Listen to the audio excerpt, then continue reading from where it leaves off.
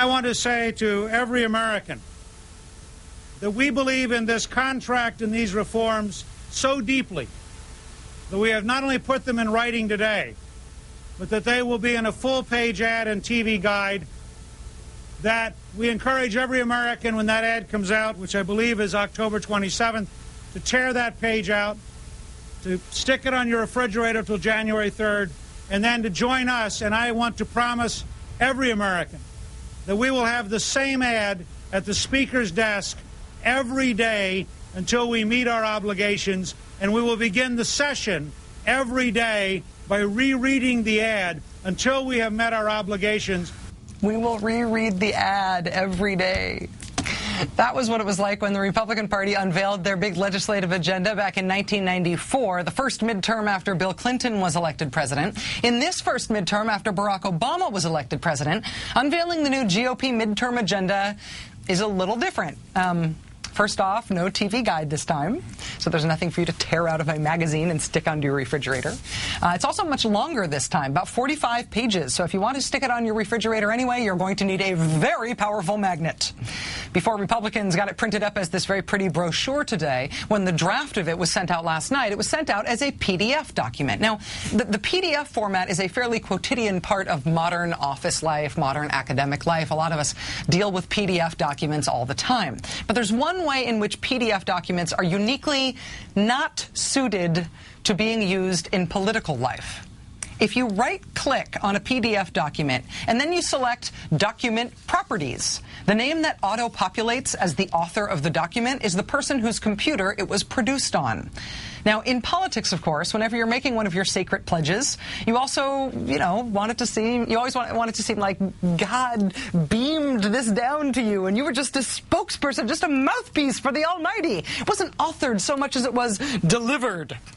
Well, in this case, the right-click trick shows that this document, the GOP Pledge for this year, is less of a delivery from the Almighty and more of a delivery from AIG and ExxonMobil and Pfizer and Comcast. The magic of right-clicking the PDF revealed today that the listed author of the Republican Party's new Pledge to America is a fellow named Brian Wild, a staffer for John Boehner, who is also a former lobbyist for all of those aforementioned companies and more. Mr. Wild worked for the Nichols Group, a lobbying firm that was paid more than $740,000 to lobby for AIG, more than $1.3 million to lobby for ExxonMobil, more than $625,000 to lobby for the pharmaceutical company Pfizer. The reason that is particularly awkward for this particular political document is because Republicans went out of their way with this thing to make this particular pledge seem like it was just the voice of the people. Republican Congressman Mike Pence said the effort would prove that the Democrat majority isn't listening, but House Republicans will. House Republicans will, not like those rats. House Republicans will listen, and then we'll have an Exxon lobbyist write it down. As part of that we're listening to you spin, the whole basis of the Republican campaign pledge was their big America Speaking Out website, giving the impression to anybody visiting that website that whatever suggestion got the most thumbs up votes on the website would become part of this Republican agenda. Republicans were merely a vessel for the desires of the American people. But it turns out the desires of the American people, as expressed at americaspeakingout.com with those little thumbs up, they were for legalizing pot and ending the outsourcing of American jobs to other countries. Those are some of the things that turned out to be the most popular ideas, the most thumbs up on the America Speaking Out website.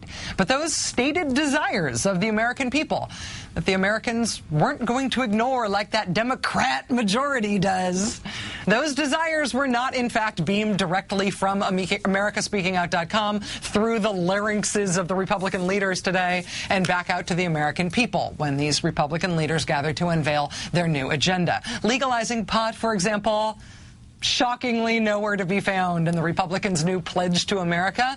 And Republicans say nothing at all about that other very popular idea of trying to stop the outsourcing of American jobs, which would seem to suggest two things. One, who they say they're listening to doesn't seem to be nearly as important as who they actually let write the thing. And two, next time Republicans decide to come up with a pledge or a contract or a manifesto, wouldn't it be awesome if the pot lobby got a lobbyist on the inside who could secretly author the whole thing? That I would pay to see in a full-page ad in TV Guide. That I would tear out and put up on the fridge.